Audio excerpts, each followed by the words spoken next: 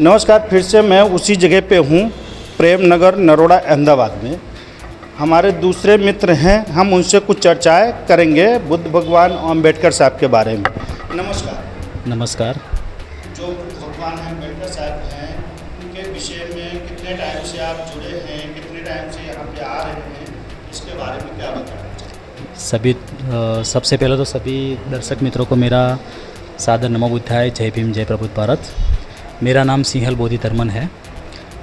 मैं महागुजरात बौद्ध संघ के नाम से एक मुहिम चला रहा हूँ, जिसके अंदर बोधिसत्व बाबा साहेब डॉक्टर भीमराव अम्बेडकर ने 1956 में जब धम्म दीक्षा ली थी, यानी बौद्ध धम्म अंगीकार किया था, उसके अनुसार जो नव दीक्षित बुद्धिस्ट लोग थे, उन लोगों को एक सिद्धांत दिया था, एक सूत्र दिया था, जिसका नाम है धर्मांतरण, नामांतरण, स्थलांतरण।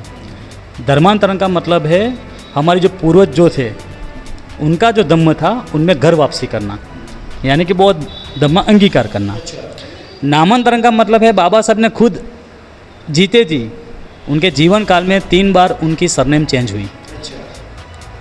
क्यों? कि पहले जो नाम और सरनाम हमें दिया जाता था वो जाति सूचक थे, हिंदुओं के शास्त्रों के अनुसार, ब्राह्मणों के शास्त्रों के अनुसार। तो बाबा साहब ने कहा कि तुम्हारी पहचान बनाने के लिए आपको नामांतरण करना पड़ेगा, तब जाके आपकी पहचान बुद्धिस्ट होगी। और स्थलांतर का सिद्धांत है कि गांव में से शहर में आओ, शहर में से विदेश में जाओ, अपने परिवार के लिए, अपने समाज के लिए, अपने राष्ट्र के लिए, काम धंधे के अनुसार, ताकि हमारा जो समाज है वो सुसंस्कृत समाज बन सके, आर्थिक पगभर हो सके। तो वो सिद्धांत के अनुसार हम पिछले 7 साल से, ना कि केवल भारत में, पूरे गुजरात के अंदर कोई भी ज़िला ऐसे नहीं जहाँ पे ये मुहिम ना चालू हो। नाम है महा गुजरात बौद्ध संघ, और उसके अंतर्गत अभी तक हमने सब ने मिलकर, क्योंकि ये कोई संस्था नहीं है, ये कोई संगठन भी नहीं, इसमें सभी जुड़ सकते हैं। जिन लोगों को बाकायदा राज्य सरकार के धर्म परिवर्तन के नियम के अनुसार, कायदे के अनुसार, संविधान के तौर पर जिसको बौद्ध बनना हो रिकॉर्ड पर, तो हम उसको गुजरात सरकार के सर्टिफिकेट के अनुसार बौद्ध बनाते हैं। अल्पसंख्यक यानी माइनॉरिटी प्रमाण पत्र के साथ उसको लीगली बुद्धिस्ट बनाते हैं। और जिन लोगों को नाम और सरनेम चेंज करना है तो उनको गुजरात सरकार के अनुसार उनका गैजेट भी करवा के देते हैं निःशुल्क, कोई भी 1 रुपया भी हम चार्ज नहीं लेते। ये पिछले हम 7 साल से मूवमेंट चला रहे हैं। और यहाँ पे मैं उपासक कम सामने ज़्यादा हूँ, लोग मुझे सामने की तौर से देखते हैं, क्योंकि मैं शादीशुदा होने के बावजूद भी नियम 10 अनुसरता हूँ, उनका पालन करता हूँ, इसलिए लोग मुझे उपासक कम सामने कहते हैं, क्योंकि मैं 10 सीलों का पालन करता हूँ पिछले 7 सालों से। जी, और बताइए। अच्छा, जैसे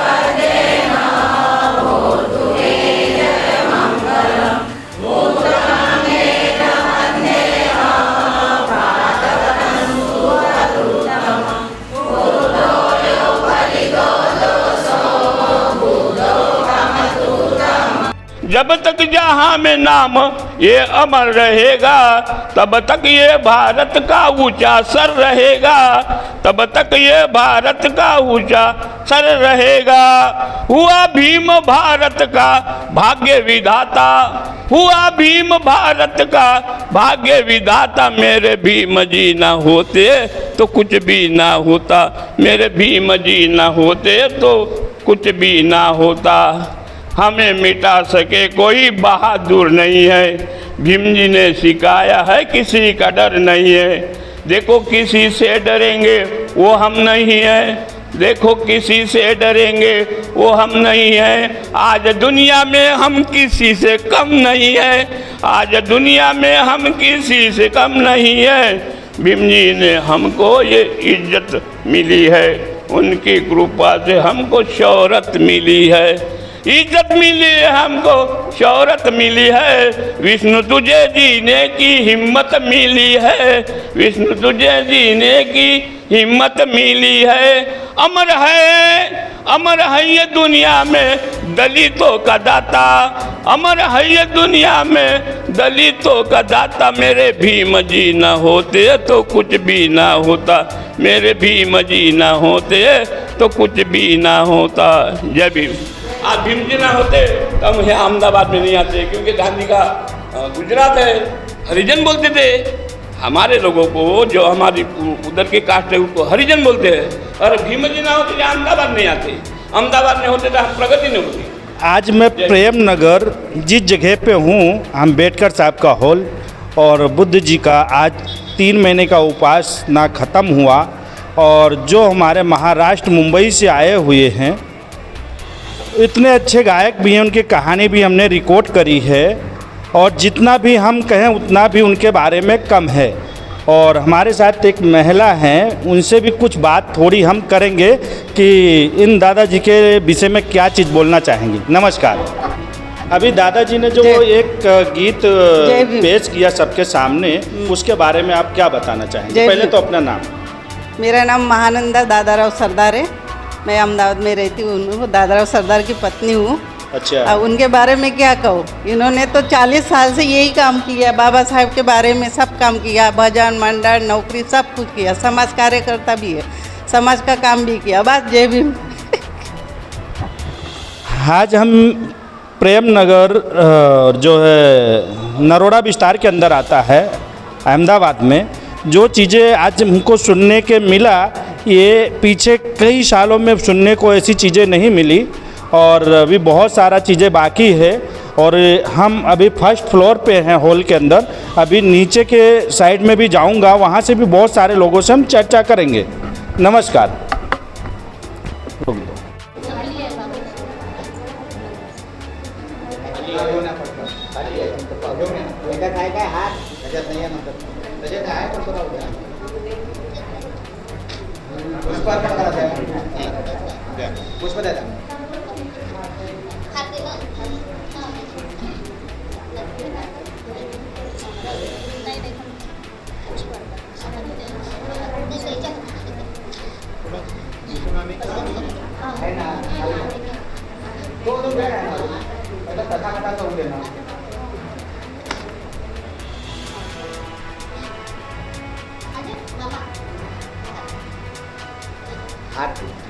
बाबासाहेब ठीक।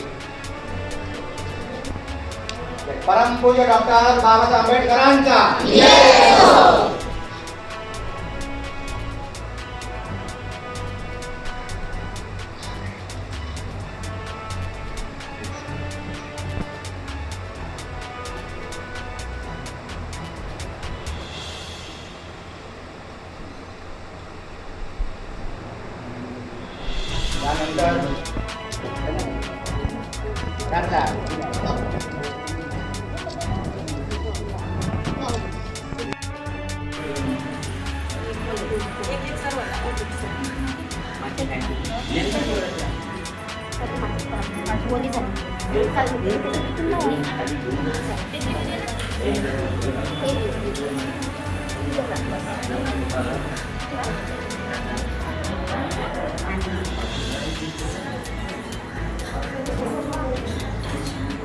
पायजामा साड़ी भेज दिया किलो।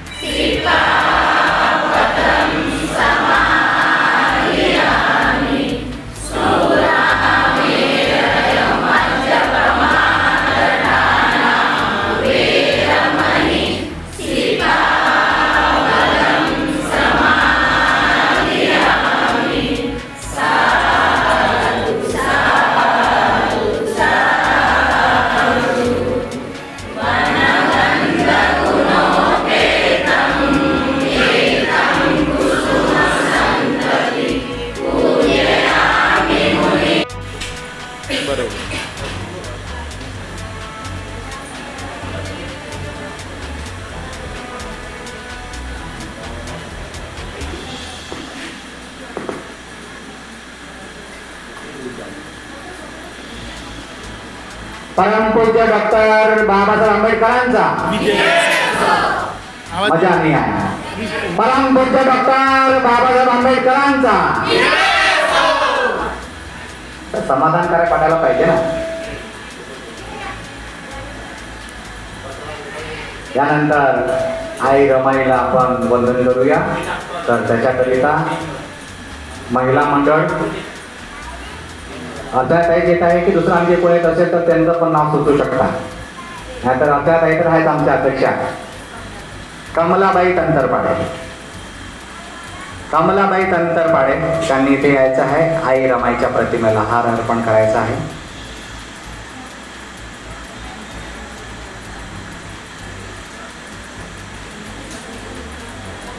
ये बहन जो 7-8-10 किलोमीटर से आती है, नरोड़ा अपने कॉर्नर पर है आदेश्वर नगर, वहाँ से आती है। बरोबर.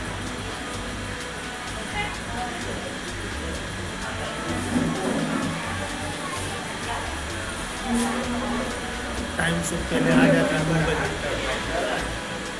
अभी तो लोगों का टाइम भी नहीं होता, हम कितनी नहीं कर पाते.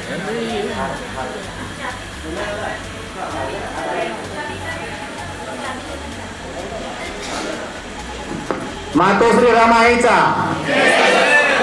मातोश्री रमाईचा.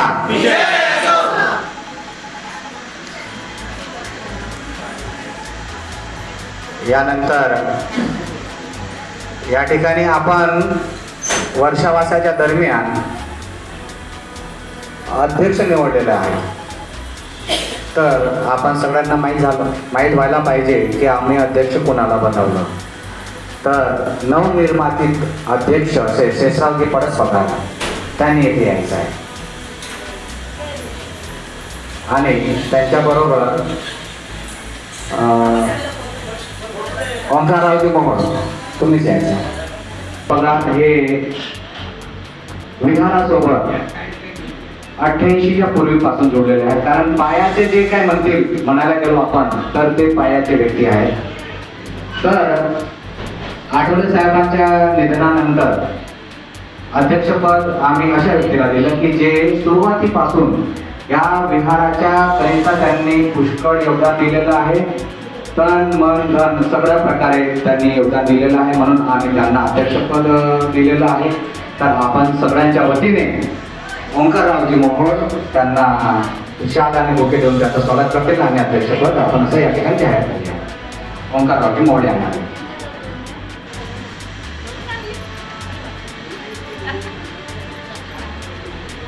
साधू साधू साधू.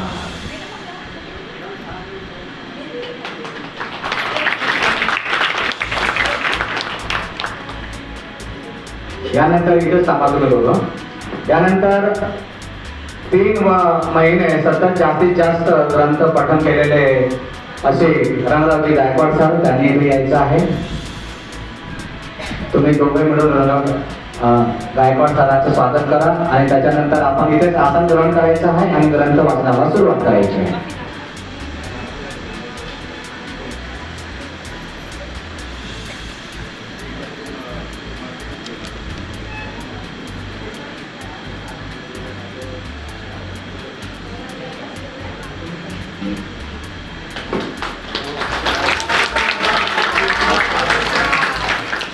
यानंतर आमच्या महिला आणि साहेबांना सुद्धा फुलं देऊन स्वागत गायकवाड सरांचं. इथेच उभे राहा, त्यांना फुलं द्या. यांच्या इथेच उभे राहा, इथेच उभे राहा. फुलं द्या आता सगळ्यांच्या आधी फुलं द्या. तिघांच्या फुलं. आणि या ठिकाणी हा जो भव्य कार्यक्रम आपल्या सगळ्यांच्या सहकार्याने पार पडत आहे म्हणून आपण सगळ्यांचं स्वागत.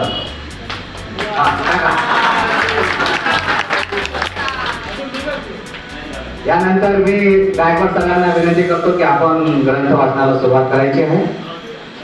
आसन ग्रहण करू शकता आपण. यांना अभिवादन करतो आणि आजच्या या वर्षवाच्या निमित्त उपस्थित सर्व उपासक आणि उपासिका म्हणजे आजच्या या समाप्तीच्या दिवसासाठी उपस्थित असलेले बौद्ध उपासक, आज म्हणू शकतो बौद्ध उपासक असं म्हणण्याचा मला म्हणजे चान्सच नाही मिळाला. 3-4 महिन्यात बौद्ध उपासक म्हणण्याचा चान्स नाही मिळाला. पहिले पहा, हा कटाक्ष आहे तुमच्यासाठी, बरोबर कटाक्ष करत आहे, कारण असा चान्स नाही मिळाला. असा म्हणजे असं मायनस नका जाऊ देऊ का कार्यक्रम. या सर्वांना जय भीम, जय भीम म्हणा. बरोबर आजचा म्हणजे असं एक प्रफुल्लित वातावरण, या वातावरणामध्ये आपण सर्व इथं उपस्थित झाला त्याबद्दल तुमचा धन्यवाद. आणि 3 महिने आपण कसे काढले इथं वर्षावासामध्ये, जे धम्मदेशना इथं ज्या झाल्या त्या तुम्ही म्हणजे केल्या आत्मसात केल्या असतील, त्यामुळेच हा उत्साह इथं निर्माण झाला आहे. कारण धम्म आणि ज्याचे कारण जर महिला एकदा उपस्थित नसतात तर हा वर्षवासाला कोणत्याच प्रकारचा काही अर्थ राहिला नसता, बरोबर आहे. परंतु आता सतत भरपूर इथं महिला मंडळ आणि त्यांनी केलेलं कार्यक्रम आणि त्यांनी जे आयोजन केलं आहे, आजचं इथलं जे आयोजन आहे हे सर्व महिला मंडळांनी केलेलं आहे. सर्वच प्रकारचं मॅनेजमेंट कार्यक्रम, त्याच्यासाठी म्हणजे यांचे एक वेळा अजून धन्यवाद. कारण एवढा मोठा कार्यक्रम आणि या 3 महिन्याची समाप्ती करणं म्हणजे खूप मोठी गोष्ट आहे आणि ते कशी करावी त्याच्यासाठी आर्थिक सहाय्य होती. ज्या समाजाच्या स्त्रिया समोर आहेत, सुशिक्षित आहेत, त्या समाजाची काय आहे तरक्की आहे, तरक्की उन्नती आहे त्या समाजाची, बरोबर आहे. तर तसंच म्हणजे आपणही आता पाहून आलो आणि आताच मला म्हटलं की आपण तरक्कीवर आहोत.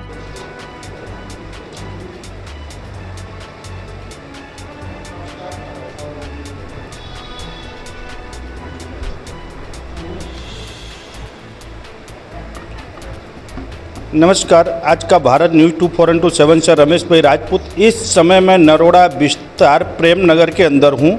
यहाँ अम्बेडकर साहब का जो पूरा हॉल है और बुद्ध जी का जो भी है, हमारे यहाँ के जो मित्र हैं, मैं उन सभी लोगों से बात करेंगे। नमस्कार। जय भीम, नमो बुद्धाय।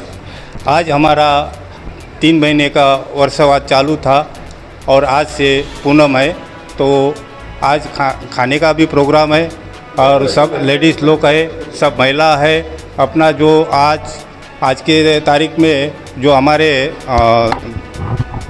सरदार जी साहब है, महाराष्ट्र के गायक है, अभी तक कोई टीवी पे कोई चैनल पे आया ही नहीं है। आज के तारीख में ये लोग आएंगे, ये मेरा एक सपना था कि इन लोग को एक दिन मैं टीवी में बता दूंगा। जय भीम, जय भारत। नमस्कार। नमस्कार। आपका नाम क्या है सर? दादाराव सरदार। अच्छा दादाजी, आप महाराष्ट्र से अहमदाबाद आए हुए हैं। हाँ। तो जो बुद्ध जी का 3 महीने का उपवास का ये सब चलता था, उसके बारे में आप क्या बताना चाहेंगे? अच्छा, ये प्रेमनगर अशोक धम्मदर्शी बुद्ध विहार ट्रस्ट करीब 40 साल से मैं कार्यरत हूँ और 10 साल हर एक प्रोग्राम अपने जो महाराष्ट्रीय भाई बहन है, उपासिका है, बुद्ध महिला मंडल है, सब मिलके पूरे अहमदाबाद की तरफ से यहाँ कार्यक्रम होता है। यहाँ वर्षावास 3 महीने का आषाढ़ी पूर्णिमा से अश्विनी पूर्णिमा तक 3 महीना ग्रंथ का पठन होता है, बुद्ध ज्ञान धम्म प्रचार और प्रसार होता है। यहाँ गीत गायन पार्टी भी है। यह महाराष्ट्र में आने के बाद में गुजरात में ऐसा अगर प्रगति करना तो हमारे लिए बहुत बड़ी खुशी की बात है। और आज ये छेल्ला दिन है, आज छेल्ले दिन के लिए सब लोगों को खाना वाना खिलाने का अपना बुद्ध प्रचार पूरा दिन यहाँ विहार में हमारा जाएगा।